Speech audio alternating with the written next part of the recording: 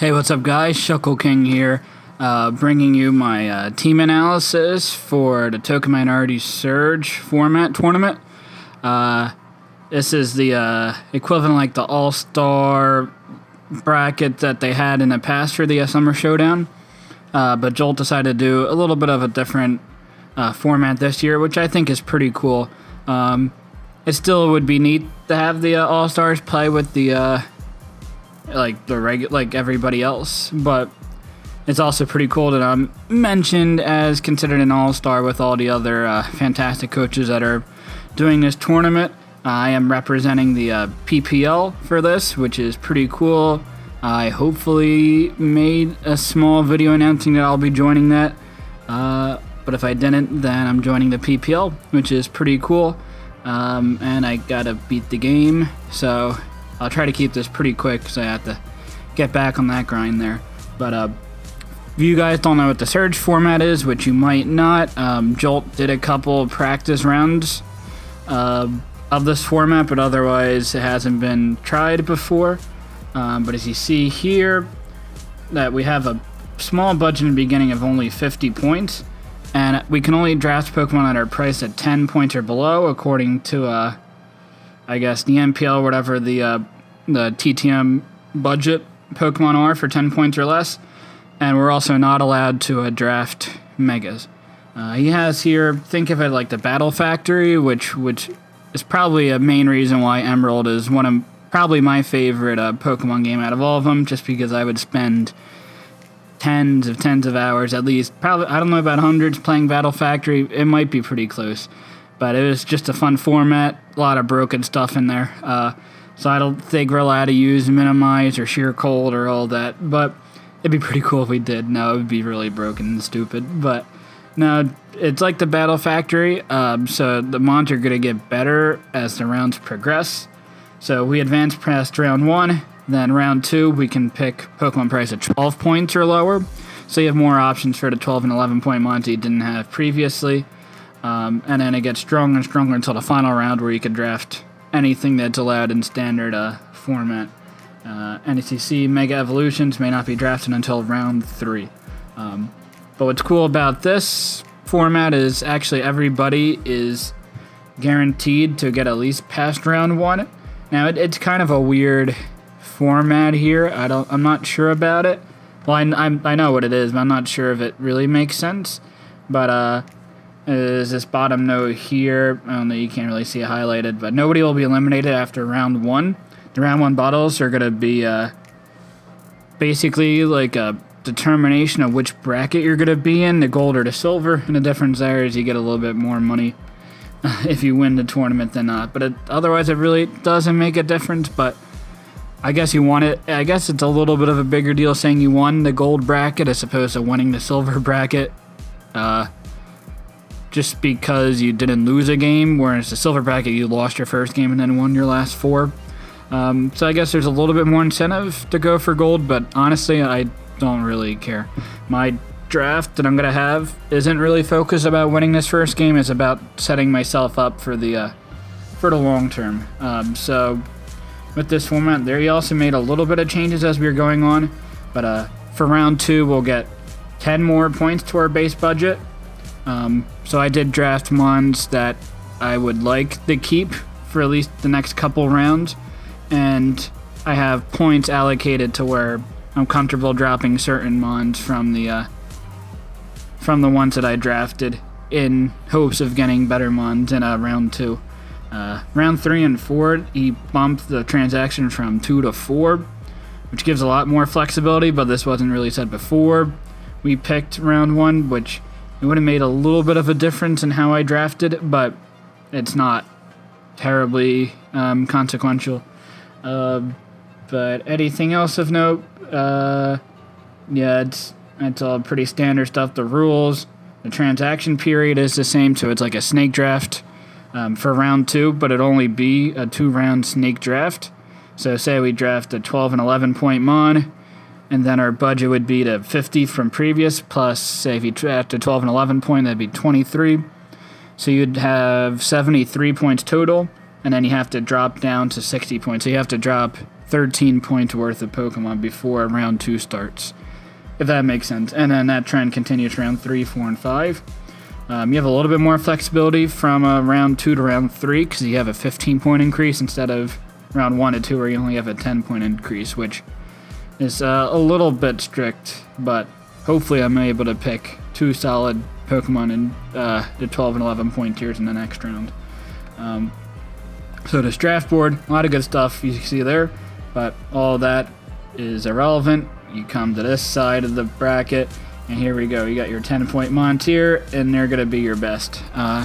Your Aerodactyl, Bisharp, Emboar, Lycanroc Dusk. You can't get Mega Houndoom because no Megas are available. Alola Ninetales, Primarina, Swallow, they were all Pokemon I considered if I had the first overall pick, which is pretty cool. Add the signups, some pretty cool players. You got Jolt, Tup, Under Radar Monotui, some GBA coaches there, and GBA minors coaches. King L5's a great battler. Techno just won the GBA D-League. John W. is the lead of LD, which is the other league I'm in. So yeah, it's a cool lineup that we have for sure. Hiker's also representing LD, as well as King L5. So I actually got first pick in my draft pool out of 16, which is really cool, but puts a lot of pressure that I make sure I pick something really good. And I think that is not broken, I mean, they're only 10-point mods, but I want to draft stuff that I feel like I can take all the way. So I want to try to make sure I get something that has a lot of uniqueness and has a lot of benefits that maybe mods like at 12, 13, even 14 points don't necessarily offer to a team. And I'm going to try to do that with my first 3 picks, but especially with my number 1 pick, I really want something that I want to keep for the entirety. If I go to round 5, I feel like I can bring this 10-point mod and it will succeed. So what I chose was Aerodactyl in this role. And we get 1 Z user, and we can change that every round, I'm assuming. So Aerodactyl is also going to be my Z user. Aerodactyl super nice with base 130 speed. I think besides like a Selgore, it was the fastest thing available in the 10-point and other range, and then Jesk, and I guess like Electrode. But out of the more relevant or more stronger mons, Aerodactyl was the fastest besides a Selgore, but also base 105 attack is very strong in conjunction with like a Z Fly or a Z Sky attack. Can get a really strong flying attack, or a Z Fly will be a little bit less damage, but a move that I can somewhat use after I burn the Z move as opposed to Z Sky attack. I can also run a Continental Crutch with Stone Edge, or run like Earthquake, and then there's niche moves like Z Aqua Tail potentially to catch a maybe like a Rhydon or something, or Z Fire Fang, or even Fire Blast. Special attack's not great, but with a Z move it can do a decent amount of damage for something that's more physically bulky. Rockhead is not the great ability. Pressure is okay. Unnerve is probably the most common ability I'm going to be running on Aerodactyl, just because I can prevent resist berries, which is very convenient. It's a fast Stealth Rock user. It's a fast Defog user. It'd be great if they got a U-turn to get momentum, but it does not. But I can work around that. It has Roost. It can be a more defensive set if I need it to be. I can be bulky and fast with reliable recovery. I can be Choice Banded or Life Orb. They just hit super hard. Anything else of note with this Pokemon? It gets Hone Claws, which is a setup move. Not great, but it has opportunity for set if I needed to. Rock Polish, I'm not going to run Pursuit, which is a very nifty move to catch monsters that have low HP. And Aerodactyl's a pretty good revenge killer just because of its great speed. Roar for a phasing set if I really want to. Tailwind to a team support. I feel like Aerodactyl, just with its speed, that's a great speed tier to have for like the fastest Pokemon on your team. So I'm super happy with Aerodactyl with this pick. Now, because I have the first pick, it goes 1 to 16, and then comes back 16 to 1. So I have 15. So I have 30 picks in between this pick and my next pick that I had, but I have the wheel, so I get 2 picks in a row. So hopefully these 2 Pokemon I also can at least bring for the next couple rounds, and maybe even potentially the whole tournament if I want like a couple cheaper mons and just get a bunch of really high power stuff later on. I feel like these would also be great teammates for my team. So my next pick, which are really 2 and 3 can be interchangeable, but I have Espeon for 8 points. Espeon has base 130 special attack, which is probably one of the highest in the 10 point and below category, and base 110 speed with magic bounce. It has baton pass for momentum, but we're not allowed baton pass stats, I believe. I think it's just dry baton pass. Should probably look that up in rules to make sure. Let's see. So shattered baton passes allowed with the exception that speed may never be passed. So that's pretty nifty that I could potentially baton pass Calm Minds. Gets barrier. It does not. I think it gets more setup than Calm Mind. I'm pretty sure. It gets Curse. I'm like 99% sure, but that's not the greatest move to pass. It does get Curse. Curse would actually be pretty interesting with another Pokemon I have the stat pass. Don't really see any other boosting moves. Work up. A Calm Mind pass could be pretty interesting, but otherwise a very strong special attacker that prevents hazards from getting up. So I have Aerodactyl with Defog and Espeon with Magic Bounce, and that's a pretty sufficient amount of hazard removal. Maybe you can get another like one that can get Defog but doesn't usually run it, but kind of in a pinch type of deal maybe later on. But Aerodactyl plus Espeon should be pretty good hazard deterrents overall. But I imagine this running a lot of strong psychic moves. Could be a Life Orb, Choice Specs. Choice Scarf would be a pretty decent set just because of the 110 base speed and 130 special attack. This is very strong. I think 8 points for Espeon is really cheap, especially for the utility of having Magic Bounce. Next Pokemon I picked, which I think is also pretty undervalued, is Alomomola for 9 points. Regenerator can take a ton of hits, especially on the physical side, but can also take hits on the special defensive side just because of that massive 165 special base HP. I can bring wishes on, especially like Espeon has low HP. I could probably get up to like 80-90% recovery of HP if I have a lot of HP investment on my Alomomola and I pass a wish into Espeon. It can run a Surprise Assault Vest set pretty well with a Mirror Coat to maybe catch an electric type off guard and kill it in return. It has Aqua Jet, which is decent priority, and I've seen Aqua Jet run for sure, and offensive sets in general with Alomomola. But for the most part, you're probably going to be Leftovers, or maybe a Resist Berry, or even Rocky Helmet. Wish Protect, Scald, Toxic is a very common set. It has a couple utility moves, Ice Beam to hit 4 times weak Pokemon, Knock Off. Liquidation is there if you want to go physical instead of a special set. Because its physical attack's a little bit higher, having Liquidation doesn't make it as big of a setup fodder as it normally would be. Scald is nice though, they get potential burns off. It has a couple interesting moves. It gets Refresh. Where is that?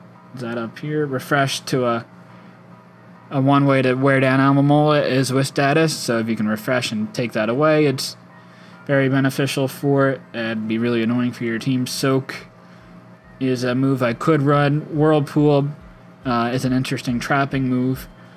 So Alomomola has a little bit of versatility that you wouldn't expect otherwise, but for the most part it's going to be Wish Protect, Toxic, and Scald. So again, I have to wait 30 more picks. And also, again, I'm not really gearing to win round 1. I'm basically gearing myself to win the future rounds. And I feel like Aerodactyl, Alomomola, Espeon, I can bring all the way and be pretty successful. So the rest of the Pokemon are kind of trying to fill out my team and hopefully could be brought in the next couple rounds. Garbodor is really nice just because it has access to spikes. It has access to Toxic spikes. So with Almamola and Garbodor, I can have a little bit more of a balanced or defensive team, and Espeon to prevent hazards, though Espeon's probably more of an offensive, for a more offensive team as a hazard deterrent. And Aerodactyl is also probably more for an offensive team for a hazard deterrent. So there's a little bit of flexibility there. Garbodor I have a lot of experience with just because NU is the most common tier I played in Smogon, and Garbodor has always been a solid Pokemon in NU since 5th gen, and it's still pretty solid now, even 2 gens later, which is kind of crazy. But Spikes and Toxic Spikes are the main draw. It has a great ability in Aftermath to deal 25% damage after you die, and it has good coverage on the physical and the special side. Though you usually want to run physical moves just because its attack is higher, and it has Gunk Shot for really nice stab and a good chance to poison. You can also run Rocky Helmet. Garbodor is pretty popular, so you can get Rocky Helmet damage plus Aftermath damage to deal a lot of damage. If you die, you'll deal a sixth of your damage plus a fourth of your damage, so that's like 40% HP right there. The next Pokemon I picked is only a 2-point mon, but I feel like it's really, really undervalued for 2 points, and that's Klinklang. There's not a whole lot of steel typing Pokemon at 10 points or below.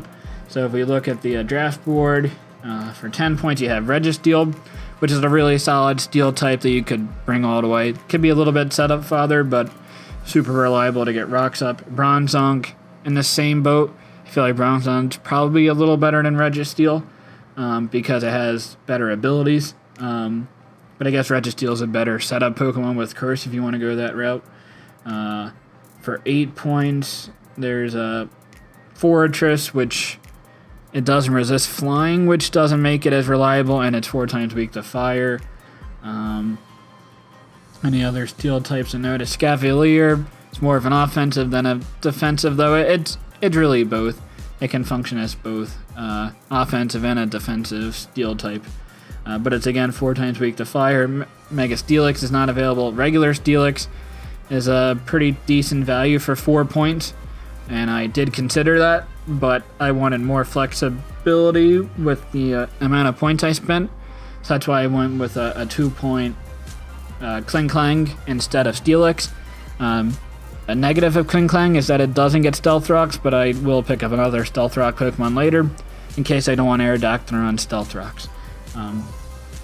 Klinklang gets Volt Switch, which is a nice move on it with base 90 speed, though primarily with Klinklang you're going to run an Autonomized set with, or not Autonomized, it's Shift Gear, because we want plus attack there with a Gear Grind. You can run Return. Wild Charge does super effective damage against bulky water types, which otherwise are a pretty good answer to a Klinklang. You can run what's the move to Levitate? I am drawing a blank there. I'll see it. Magnet Rise. There you go. Magnet Rise can prevent you from getting hit by ground type moves, which a lot of Pokemon, if they're going to hit Klinklang, they're only going to have one super effective move to hit it. And if it's a ground type move and it can't hit it, then just general steel typing is going to be really annoying to take down. So I like Klinklang here a lot as a 2-point mon. Also gets Clear Body to prevent stat drops. Then again, I had to wait 30 picks, and then I had the option of getting 2 Pokemon, and that other Stealth Rock user I was talking about for only 2 points was Camerupt. I really like using Camerupt, and for 2 points, I think it provides a ton of value for a team, especially if you have a ground type that's not 4 times weak to ice, let alone 2 times weak to ice, just because a lot of electric types are going to run Hidden Power. Ice is the usual common Hidden Power of choice, just because like Landorus, Garchomp are all 4 times weak to ice. If you can bop them with an ice move, that's really nice. But if you have a Camerupt on your team, or if you have like a Seismitoad on your team, running Hidden Power Ice isn't going to be as beneficial because you only hit them neutrally. So that's why I have Camerupt as opposed to like a Seismitoad, but also fulfilled his role pretty nice. But Camerupt is only 2 points. And also has a really nice ability and Solid Rock, so you're not going to get hit as hard with like a with water moves, though you're probably going to die to most water moves, but it can take like earthquakes and earth powers pretty decently because it has good enough bulk. It's not the greatest, but its typing is pretty solid. You could say it's a solid rock typing ability there. No, that's bad, but no, camera up is nice. It also has rock polish, so I could potentially try to set up. At base 40 speed is pretty low, but once you see that it reaches 196 with a choice scarf, you're gonna outspeed everything that is, or 196 with an rock polish. You're gonna outspeeding everything that's not a choice scarf Pokemon. So that's really nice for camera up, and it has fire plus ground is very good coverage, and you can run a hidden power of your choice. Can go physical as well as special, just because it has base 100 or 105 attack, special attack. So camera up has pretty nice uses, and I'm definitely going to use it at least once in this tournament. Hopefully I can take this a long time throughout this tournament, but we'll see. Another Pokemon I picked up, which I said would be a little bit interesting with Espeon Curse Pass, is Sceptile. I have run a Curse Pass Umbreon into Sceptile and won a league match before, just because Sceptile gets Unburdened. So you get the double speed, and then you can run a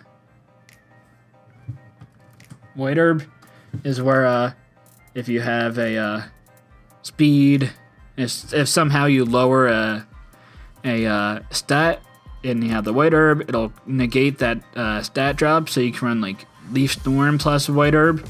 So that way you have a really strong grass move and then can run that move twice in a row and get the +2 speed. Or if you run like Curse Pass and you pass like +2 attack, +2 defense, and -2 speed, and you have White Herb, you can negate that -2 speed and just have the +2 attack, +2 defense, and with Unburden you double your speed, which is super nifty. But Overgrow with choice specs is also a pretty common set, just because with Leaf Storm, you're going to be hitting, not Leaf Blade, Leaf Storm, you're going to be hitting really hard.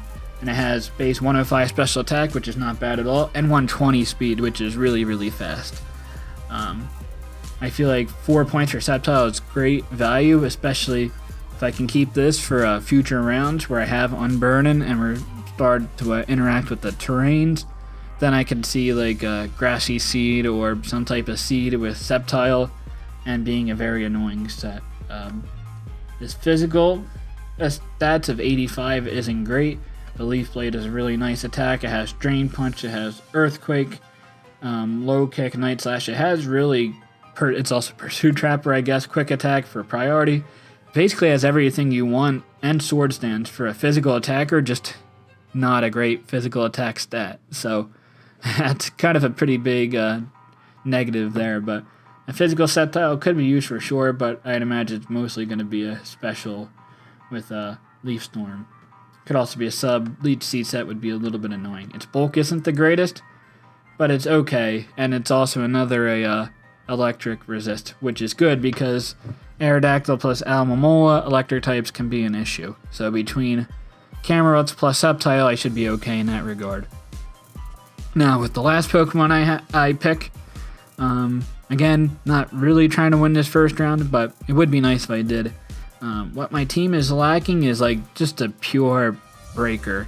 Like Aerodactyl can do that role pretty well, but you're kind of forced to run Life Orb or Choice Band in that regard. And if you're Choice Band and lock in a Stone Edge, then there's a lot of resist to rock. And same with Earthquake. If you lock in an Earthquake, then there's a lot of ground resists. And a Life Orb will wear you down pretty quickly, especially because Aerodactyl is weak to rocks. And being Espeon is the only other hazard removal on the team, that's not great. So that's something I have to consider. I don't have a Ghost Resist on the team or a Dark Resist, which can be a little bit annoying, especially with Espeon on the team. So something that can handle those would be nice. And I guess Sceptile is a pretty good special breaker just because of base 105 special attack, plus with potential for Life Orb or Choice Specs. So I have something really strong on the physical end that can complement that, and that is going to be an 8-point Beware. I had 9 points left, and I was really considering Comfy as a solid Pokemon because that's also a Dragon Resist, which Kling Clang can do, but otherwise I don't have a Dragon Resist, and Kling Clang as a Dragon Resist isn't the most reliable thing, because I really want to try to set up a Kling Clang rather than taking hits. But Beware is really nice just because Fluffy is such a great ability. I'll take half damage from contact moves, which is basically most physical moves and like Grass Knot. But base 120 plus 80 defense, I'm going to be taking a lot of physical hits. Special defense, not the greatest, but it has a decent HP set that I should be able to take one at least neutral special attack very well. And I could run a Assault Vest if I really wanted to, but that 125 attack with Choice Band with Fighting plus Normal, the only resists there are Ghost, and then you do have the option of running Shadow Claw, which is nice, and hopefully I could maybe Pursuit Trap those Ghosts with Aerodactyl on my team. So I really like Beware as a breaking roll, and with this low for 10 points and below, there's not going to be that many resists to a Choice Banded Double Edge, just because I said before there's very limited steel types. So that's my team for the Surge. I'm really excited and honored to be a part of this, and hopefully I can get pretty far and not disappoint the PPL and lose right away. So let's rep them strong, and hopefully I do well. Until next time, later guys.